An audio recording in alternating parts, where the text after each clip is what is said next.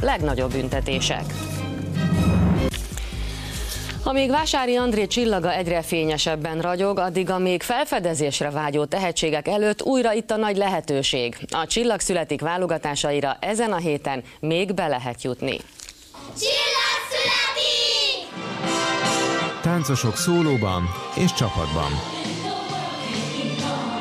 Fülemetre futásban nincs, aki legyőzzön. Prózamondó és énekes.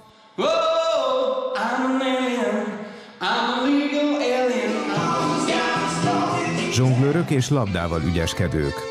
Ők voltak az első próbálkozók a harmadik Csillag születik hétfőn kezdődött válogatásán. A tavasszal induló tehetségkutatóban mindenki bizonyíthatja vélt vagy valós tehetségét, ezzel a lehetőséggel ma már több százan éltek.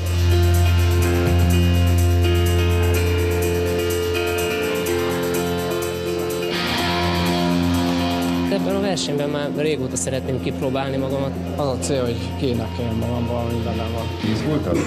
Hát csak egy kicsit, de nagyon jól megy. Ki akartam próbálni, hogy mit tudok és mit szólna a nagy közönség hozzá. A válogatásra elvittük az előző Csillag születik döntősét, Vásári Andrét, aki hiába nyert korábban énekversenyeket itthon és külföldön, mindez kevés volt az igazi áttöréshez. Ma is jól emlékszik a másfél évvel ezelőtti meghallgatására, amikor úgy érezte, ez az utolsó esély arra, hogy szélesebb körben is felfedezzék. Természetesen sikeres énekes szeretnék lenni. Volt döntősük, azok nem indulnak, Mert látom, nagy munkában vagytok. Gyere. Aha, sőt. Kifejezetten kíváncsiak legyünk a véleményedre. Hát naponta 8-900 embert nézünk meg, nagyjából több ezren. André pontosan átérzi az indulók izgalmát, hiszen itt néhány perc alatt kell meggyőzni a műsor készítőit. Volt, aki rögtön a közepébe vágott, volt, aki bár családostul érkezett, mégis túlságosan úrrá lett rajta a feszültség. Énekeld a Vivire. A különleges férfi szoprán hanggal rendelkező énekes 27 évesen kapta meg a nagy lehetőséget a műsorban, és rögvest ámulatba ejtette a zsűrit és a közönséget. A Csillag születikben André egészen a döntőig jutott, azóta pedig sorra kapja a jobbnál jobb lehetőségeket. Tényleg könnyebb sok minden, tehát nem kell elmagyarázni, hogy mi az, hogy férfi szoprán és hogy ki az a Vásári André. Ő nagyon sok ajtó kinyílt.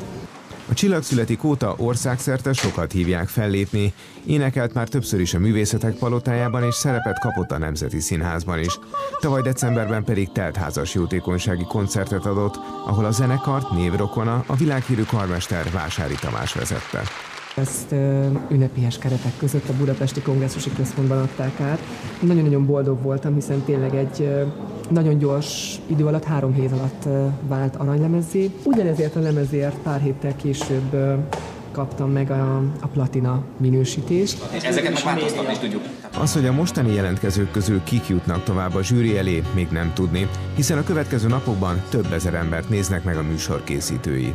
Egész héten folyik még a válogatás, nagyjából szerdáig még lehet jelentkezni, akkor csütörtök péntekre be tudjuk még hívni azt, aki eddig nem kapott időpontot, vagy még nem volt bátorsága. Mindenfajta produkciót várunk, igazából nagyon szeretnénk jó, humoros produkciókat találni. Jelentkezni tehát még lehet, kortól és nemtől függetlenül, indulhat bárki, aki valamiben jónak érzi magát, hiszen a tehetség csillaga bárkiben meg lehet.